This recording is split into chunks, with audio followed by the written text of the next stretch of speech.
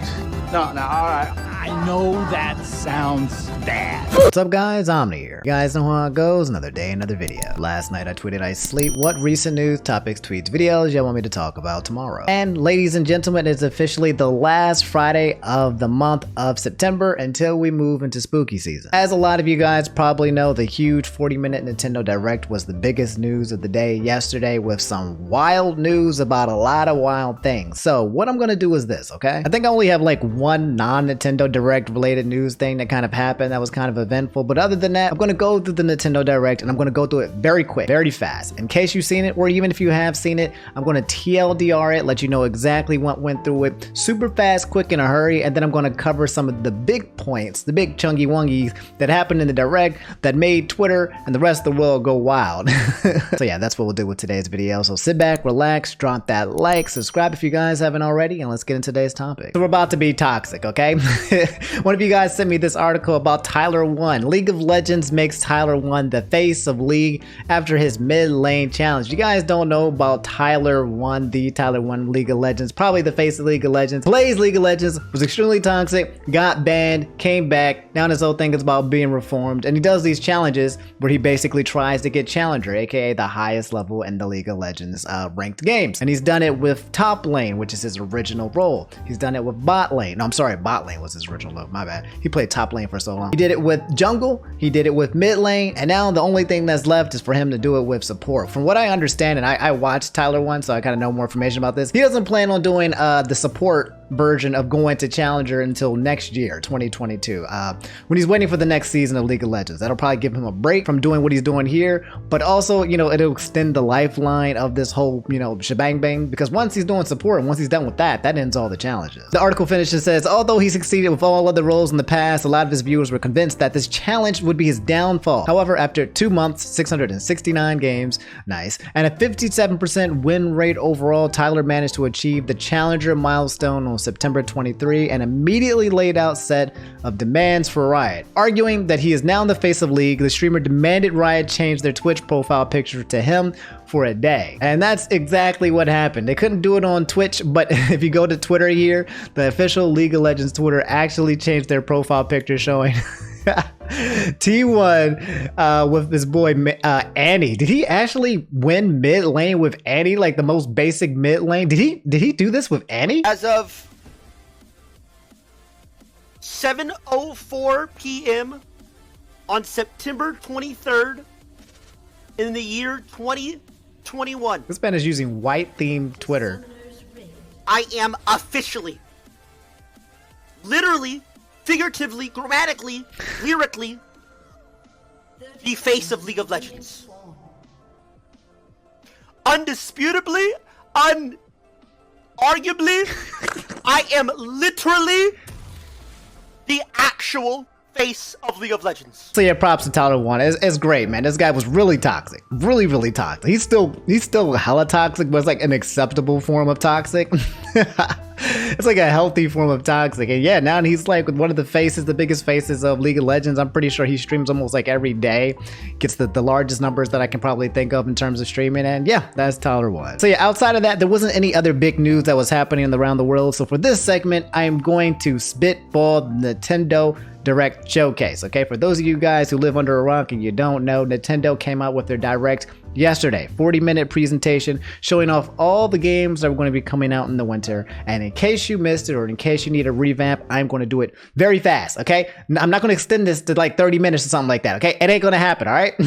There is a lot of news here where the entire world was getting on some of the announcements here. It was that big of a deal. So without further ado, let's get started. There's Kirby and the Forgotten Land, aka the first 3D platform type game for a Kirby game ever. Usually Kirby games are side scrollers. Nope, not this time. Kirby has his own like Mario 64, Mario Odyssey type game for the first time ever. He's super cute. He sucks things up, he swallows it, then he turns into the powers or whatever he is. It looks really good and a lot of people are hyped for it. Next, an expansion pack was announced for the Nintendo Switch Online. Okay, a lot of people spend a lot of money on Nintendo Switch Online. They don't know what services they're getting. Well, the new expansion pack allows you to play a whole bunch of N64 games and Sega games on your Switch.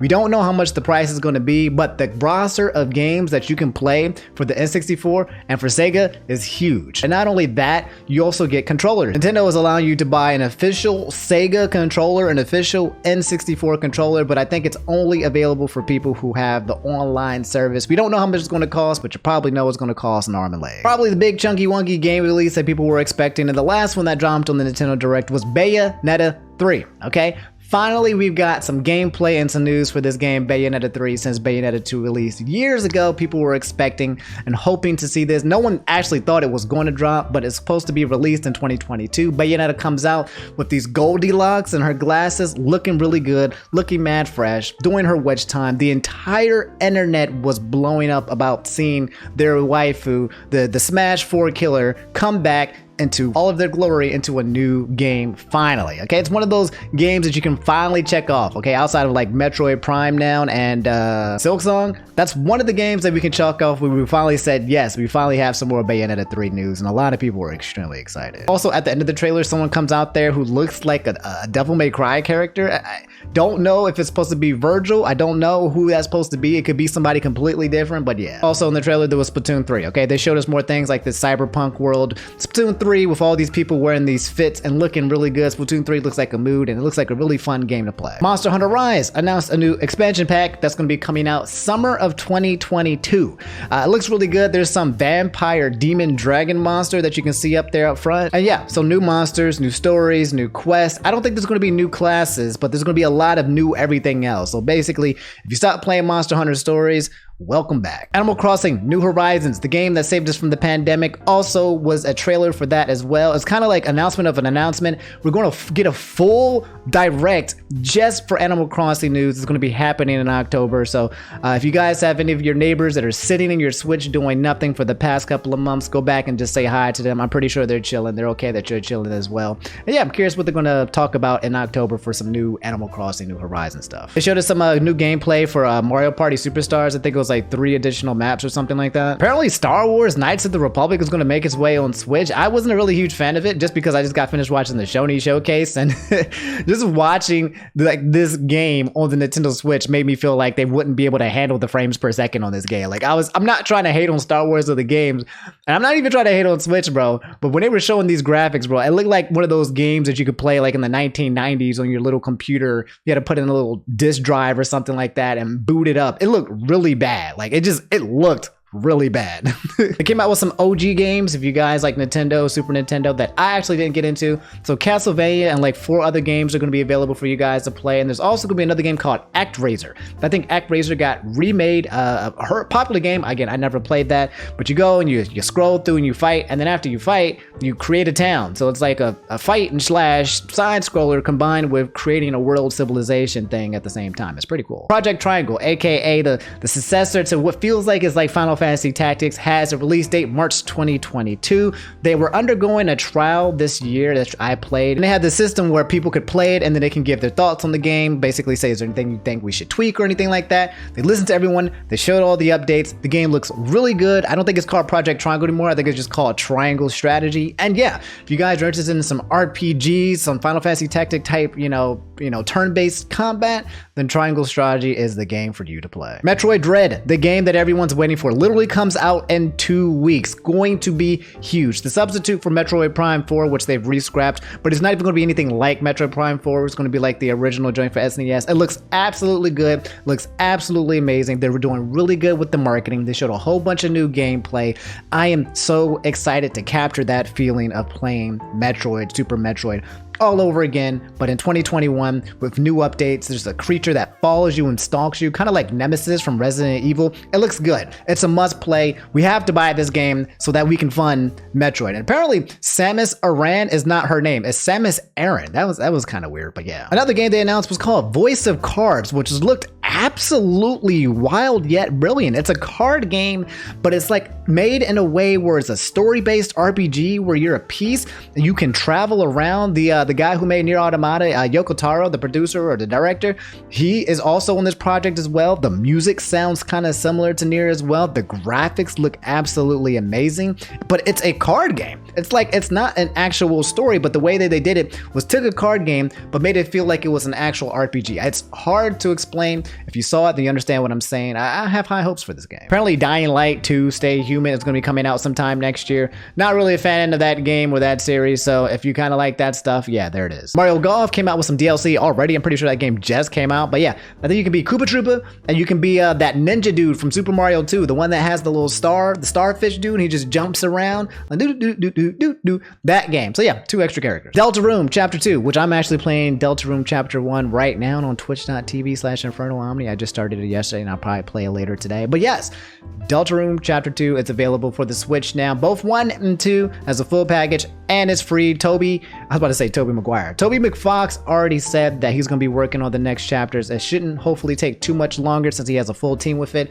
And when they do release those chapters, it will cost money at that point in time. So yeah, you will be vested to the point where you have to pay money to play Deltarune Chapters 3 and 4. And from what I've already played from just Chapter 1, I'm absolutely invested and loved with the game. It's really fun. There's a Final Fantasy racing game they released called Chocobo GP that looks scarily like Super Mario Kart, but most racing games just look like Mario Kart at this point. But it actually looked pretty fun and really good. So if you kind of want to get a fresh breath of air, we haven't gotten a new Mario Kart in a really long time. So if you want to try something new, why am I speaking so fast? Yeah, you can try Chocobo GP. Then there's Disco Elysium, the final switch, some story where you can become good or evil. It looks very, very complicated. I think it comes out in October. If you guys are into like these story-based games where you can choose your own adventure, be good or evil, your decisions have Telltale type game. Yeah, it's coming out for the Switch. And it's coming up for Switch. Hyrule Warriors Age of Calamity. Okay, new DLC forever and ever. I don't think they showed any new characters, but they showed more stories.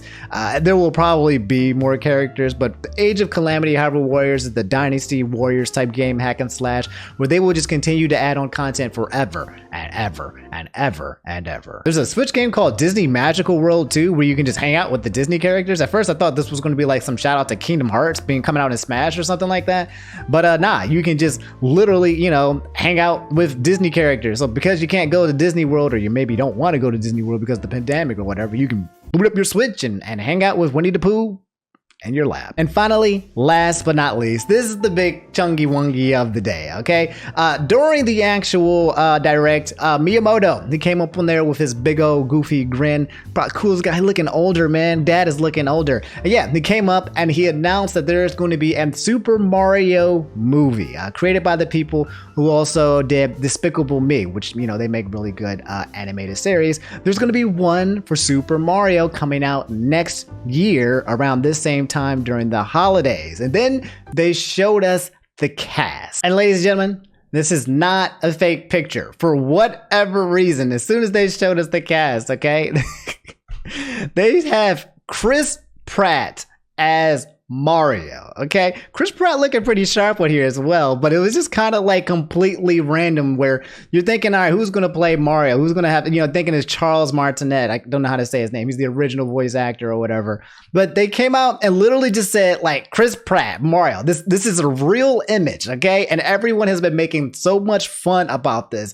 Not because people hate Chris Pratt, just because like it just seems so random. This tweet right here went absolutely viral. As the General had made this tweet back in May 21, 2020. I don't know if he had the 411 or the knowledge over this, but he said, I'm calling it now. The Mario Brothers movie will not have Charles Martinet play Mario for no reason and cast someone like Chris Pratt. So this guy got hit with the power of prophecy, and everyone's been coming back and referring to this tweet about how this person had basically, you know, looked into the future. Then we have Anya Taylor-Joy, who's playing as Peach. When I saw this was the second one that they announced. This looks really good, okay? This is the same girl who played in the Queen's Gambit. If you haven't seen the Queen's Gambit, oh my God, that's some good film. You should go watch that. So I'm pretty hype about this. You got Charlie Day as Luigi, which I feel like works absolutely fine. And I feel like they both have the same energy and goofiness. So yeah, I'm all about Charlie Day. Then you have the legend, the man himself, Jack Black, playing as Bowser. Okay, so when people saw Chris Pratt, they were kind of like confused. They were kind of like, Nintendo, what are you doing, bro, with your casting, bro? I don't know about this life. But then having Jack Black as Bowser, this is as iconic as having Jim Carrey as Dr. Robotnik. This is a must-watch just to see Jack Black's performance of Bowser. I cannot not see this. And this one was completely random. Freaking Key from Key and Peele, bro. Freaking Key is literally going to be Toad. I don't know why this works, but it does. Like, he doesn't even have to like do any kind of voice change. He can literally just talk in his just regular normal voice as Toad. And I feel like it would be absolutely hilarious. Guessing that Toad is going to be the comedic relief of the show. So yeah. And then this one came out of left field as well. Seth Rogen as Donkey Kong. Now, I don't know if it's because, you know, they dressed up Seth Rogen to kind of match Donkey Kong's colors or whatever, or if Seth Rogen kind of already, you know, he has this bear energy to him, and it's kind of almost like a monkey gorilla, big fur bear gorilla thing kind of thing going on for him. He seems like he can play characters who are you know, pretty big and beefy. I cannot get out of my head that I feel like every time I see Seth Rogen, I feel like he's always playing Pineapple Express. He's always playing his character from Pineapple Express. That's how I feel. Anyway, guys, that's the Super Mario movie. There was some more characters announced as well, but I don't want to drag it out for too long. Let me know how you guys feel about the whole thing. I'm going to watch the movie, obviously. There are so many memes on the internet right now with them playing with this cast. I think it has much more of a positive review than a negative review, and it's definitely just super huge news that the entire world is kind of talking about right now. Just Chris Pratt, that image of Chris Pratt and Mario is a forever cursed image. And last but not least, don't think I forgot about this, okay? Nintendo America made this tweet within the actual Nintendo showcase. They talked about Super Smash Brothers. They cut up to the music and they were kind of like, hey, there will be an announcement in 2 weeks talking about Smash. Tune in 10/5, October 5th at 7 a.m. PT. I think that's 10 o'clock Eastern. Yes, it is. For the reveal presentation of the final Super Smash Bros. Ultimate DLC fighter with director Masahiro Sakurai. The fighter's release date and final Mii Fighter costumes will also be revealed. So the Mii Fighter costumes will basically deconfirm everyone, and then maybe they'll release it, or they're going to show who the person's going to be ASAP. I don't know, but yes, I will be there. Obviously, the final presentation. And then they said the presentation will be roughly 40 minutes long, and it will be the final presentation about Super Smash Bros. Ultimate, okay? That's it. That's it. This is the only chance for Goku to get into the game.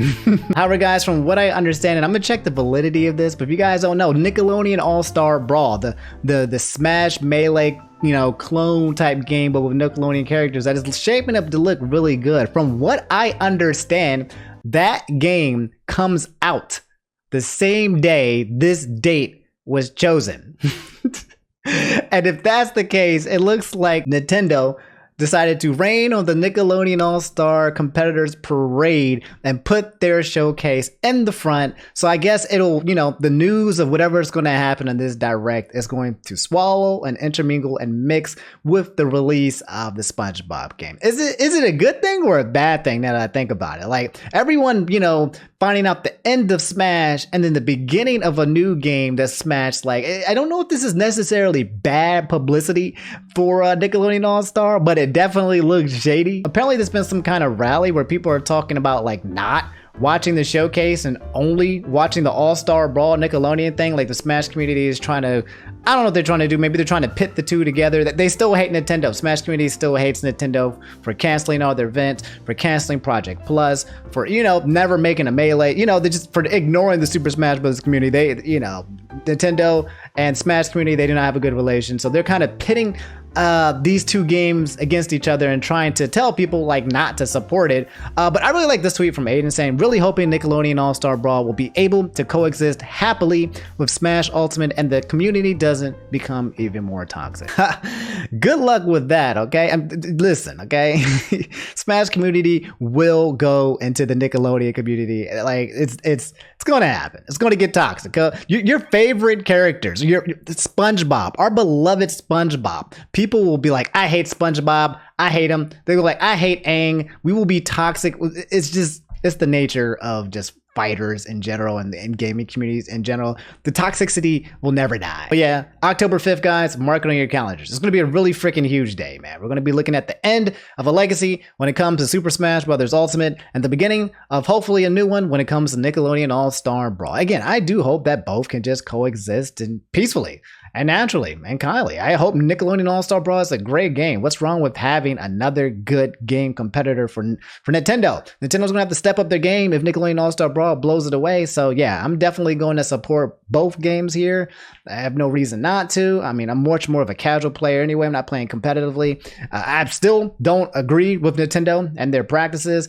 But, you know, I'm not going to try to take away from the last Direct, Smash Direct. They brought me a lot of happiness, a lot of fun, a lot of good memories. And yeah, I'm not about to go out down bad on the last one just because of some salty relations with the community. Okay, so that's the Nintendo Direct showcase presentation. Maybe that ended up taking longer than I expected. But yeah, let me know how you guys feel about the whole thing. This entire thing swallowed up news that ended up happening over that day. So there was pretty much nothing else to talk about outside of that. So yeah, let me know how you guys feel. Let me know how you feel about Smash. Let me feel you about the Brawl. Let me feel you how about the characters. Just talk to me, all right? All right. But all right, guys, that's all I have for today's video. If you made it to the end, leave a like, subscribe if you guys haven't already. I was talking really fast this video. Sorry about that. Usually I'm a lot more chill, but happy Friday. You probably won't get a video from me this weekend. So go ahead and relax. I'll definitely see you guys on Monday. Again, I'm still working on some things in the background. I need to stop saying that because then I want to tell you. I'm afraid that I might actually spoil it, but just be on the lookout. Just, you know, keep your ear to the ground and I'll keep you posted. Okay. I'll see you guys later. I got to go to the gym and get Instagram ready. Keep posting these Instagram pictures. So yeah. Stay healthy, bro. Brush your teeth, floss, be safe. I love y'all. Peace.